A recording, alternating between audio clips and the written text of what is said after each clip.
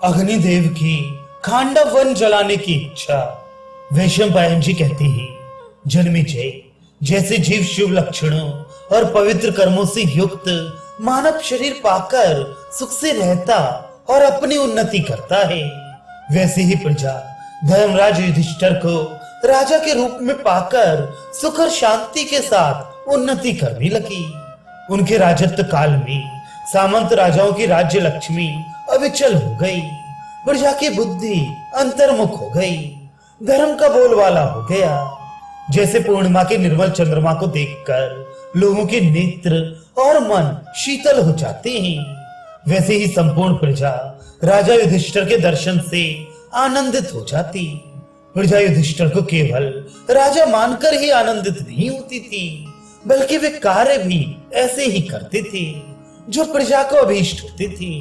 धर्मराज कभी अनुचित, असत्य अथवा अप्रिय वाणी नहीं बोलते थे।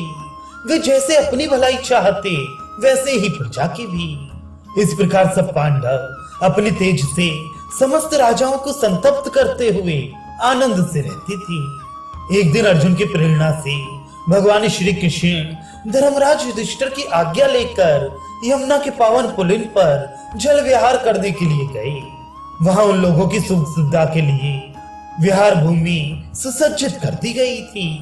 उस समृद्धि संपन्न वन्य प्रदेश और उनके विश्राम भवन में वीणा, मृदंग और बांसुरी आदि बाजों की सुमधुर ध्वनि उठ रही थी। भगवान श्री कृष्ण और अर्जुन ने वहां बड़ी प्रसन्नता के साथ आनंद उत्सव बनाया। दोनों मित्र पास ही पास बहुमूल्य आसनों पर बैठे हुए थे। उसी समय एक लंबे ढील ढाल के ब्राह्मण वहां उपस्थित हुए। उनका शरीर क्या था, मानो तपाया हुआ सोना ही था। सिर पर पिंगल वर्ण की जटाएं, मुंह पर दाढ़ी मूछ और शरीर पर वल्कल वस्त्र थे। इस तेजस्वी ब्राह्मण को देखकर श्री कृष्ण और अर्जुन उठ खड़े हुए। ब्राह्मण ने कहा कि आप दोनों संसार के श्रेष्ठ वीर और महापुरुष हैं। मैं एक बहुभोजी ब्राह्मण हूँ। इस समय मैं खांडव वन के पास बैठे हुए आप लोगों के सामने भोजन की भिक्षा मांगने आया हूँ। भगवान श्री कृष्ण और अर्जुन ने कहा कि आपकी तृप्ति किस प्रकार के अन्न से होती है, आज्ञा कीजिए, हम लोग उसी के लिए प्रयत्न करें। ब्राह्मण ने कहा, मैं अग्नि हूँ, मुझे साधारण अन्न की आवश्यकता नहीं। आप मुझे वही अन्न दीजिए जो मेरे योग्य है। मैं खांडव वन को जला डालना चाहता हूँ, परंतु इस वन में तक्षक नाग अपने परिवार और मित्रों के साथ रहता है, इसलिए इंद्र सर्वदा इस वन की रक्षा में तत्पर रहता है। जब जब मैं इस वन को जलाने की चेष्टा करता हूँ, तब तब वह मुझ पर जल की धाराएं उड़ेल देता है और मेरी लालसा पूरी नहीं हो पाती। आप दोनों अस्त्र विद्या के पारदर्शी हैं, इसलिए आप लोगों की सहायता से मैं इसे जला सकता हूँ। मैं आप लोगों से इसी भोजन की याचना करता हूँ। जन्मेजय ने पूछा, भगवान, अग्निदेव अनेकों प्राणियों से भरे एवं इंद्र के द्वारा सुरक्षित खांडव वन को क्यों जलाना चाहते थे? वैशंपायन जी ने कहा, जन्मेजय, प्राचीन समय की बात है, एक बड़ा ही शक्तिशाली और पराक्रमी श्वेतकी नाम का प्रसिद्ध राजा था। उन दिनों वैसा यज्ञ प्रेमी, दाता और बुद्धिमान कोई राजा नहीं था। उसने बड़े बड़े यज्ञ किए। उसके यज्ञ कराते कराते ऋत्य जाति थक जाते, ऊब जाते और कभी कभी तो अस्वीकार करके चले जाते, परंतु राजा का यज्ञ तो चलता ही रहता। वह अनुनय विनय करके और दान दक्षिणा देकर ब्राह्मणों को प्रसन्न रखता। अंत में जब सभी ब्राह्मण यज्ञ कराते कराते हार गए, तब राजा ने तपस्या के द्वारा भगवान शंकर को प्रसन्न किया और उनकी आज्ञा से दुर्वासा ऋषि के द्वारा महान यज्ञ करवाया। पहले 12 वर्ष और फिर 100 वर्ष के महायज्ञ में दक्षिणा दे देकर राजा ने ब्राह्मणों को छका दिया। दुर्वासा प्रसन्न हुए। राजा श्वेत की अपने सदस्यों और ऋतुजों के साथ स्वर्ग सिधारे। उस यज्ञ में 12 वर्ष तक अग्निदेव ने घी की अखंड धाराएं पी थी। इससे उनकी पाचन शक्ति क्षीण हो गई, रंग फीका पड़ गया और प्रकाश बंद हो गया। जब अजीर्ण के कारण उनका अंग अंग ढीला पड़ गया तब उन्होंने ब्रह्मा जी के पास जाकर प्रार्थना की कि आप कोई ऐसा उपाय बताइए जिससे मैं पहले की तरह भला चंगा और स्वस्थ हो जाऊं। ब्रह्मा जी ने कहा, अग्निदेव, यदि तुम खांडव वन को जला दो तो तुम्हारी अरुचि और अजीर्ण दूर हो जाएं और तुम्हारी गिलानी भी मिट जाएगी। वहां से आकर अग्निदेव ने 7 बार खांडव वन को जलाने की चेष्टा की, परंतु इंद्र के संरक्षण के कारण वे अपने प्रयत्न में सफल ना हो सके। जब अग्नि निराश होकर दोबारा ब्रह्मा जी के पास गए तब उन्होंने भगवान श्री कृष्ण और अर्जुन की सहायता से खांडव वन जलाने का उपाय बतलाया और अग्निदेव ने यमुना तट पर आकर उनसे पूर्वोक्त बातें कही।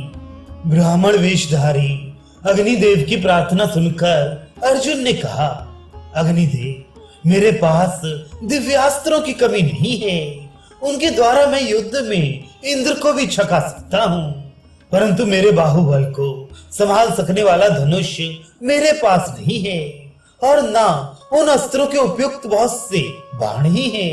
रथ भी तो ऐसा नहीं है जो यथेष्ट बाणों को ढो सके। श्री कृष्ण के पास भी इस समय कोई ऐसा शस्त्र नहीं है जिससे वे युद्ध में नागों और पिशाचों को मार सकें। खांडव वन जलाते समय इंद्र को रोकने के लिए युद्ध सामग्री की आवश्यकता है। बल और कौशल हमारे पास है, सामग्री आप दीजिए। अर्जुन की समुचित वाणी सुनकर अग्निदेव ने जलाधिपति लोकपाल वरुण का स्मरण किया। तुरंत वरुण प्रकट हो गए। अग्नि ने कहा, आपको राजा सोम ने अक्षय तर्कस, गांडीव धनुष और वानर चिन्ह युक्त ध्वजा से मंडित दिव्य रथ दिया है, वे शीघ्र मुझे दीजिए तथा चक्र भी दीजिए। श्री कृष्ण और अर्जुन चक्र तथा गांडीव धनुष की सहायता से मेरा बड़ा भारी काम सिद्ध करेंगे। वरुण ने अग्निदेव की प्रार्थना स्वीकार की। उन्होंने अर्जुन को वह अक्षय तर्कस और गांडीव धनुष दे दिया। गांडीव धनुष की महिमा अद्भुत है, वह किसी भी शस्त्र से कट नहीं सकता और सभी शस्त्रों को काट सकता है। उससे योद्धा का यश, कांति और बल बढ़ता है। वे अकेले ही लाखों धनुषों के समान छत रहित और तीनों लोकों में पूजित तथा प्रशंसित है। समस्त सामग्रियों से युक्त, सबके लिए अजय, सूर्य के समान दैदीप्यमान और रत्न जटित एक दिव्य रथ भी दिया। उस रथ में मन और पवन के समान तेज चलने वाले सफेद चमकीले हार पहने हुए गंधर्व देश के घोड़े जुते हुए थे। रथ पर स्वर्ण के डंडे में भयंकर वानर के चिन्ह से चिन्हित ध्वजा फहरा रही थी। ये सब पाकर अर्जुन के आनंद की सीमा न रही। जिस समय अर्जुन ने रथ पर सवार होकर धनुष को झुकाया और उस पर डोरी चढ़ाई, उस समय उसकी गंभीर आवाज सुनकर लोगों के कलेजे कांप उठे। अर्जुन ने समझ लिया कि हम अग्नि की पूरी तरह सहायता कर सकेंगे। अग्निदेव ने भगवान श्री कृष्ण को दिव्य चक्र और आग्नेय अस्त्र देते हुए कहा कि मधुसूदन, इस चक्र के द्वारा आप जिसे चाहेंगे उसे मार डालेंगे। इस चक्र के प्रभाव के सामने समस्त देवता, दानव, राक्षस, पिशाच, नाग और मनुष्यों की शक्ति कुछ भी नहीं है। ये चक्र हर बार चलाने पर शत्रु का नाश करके फिर लौटाया करेगा। वरुण ने भगवान श्री कृष्ण की सेवा में दैत्य नाशिनी एवं वज्रध्वनि के समान शब्द से शत्रुओं का दिल दहला देने वाली कौमुद की गदा अर्पित की। अब श्री कृष्ण और अर्जुन ने अग्निदेव की सहायता करना स्वीकार कर लिया और उन्हें खांडव वन जलाने की अनुमति दी थी।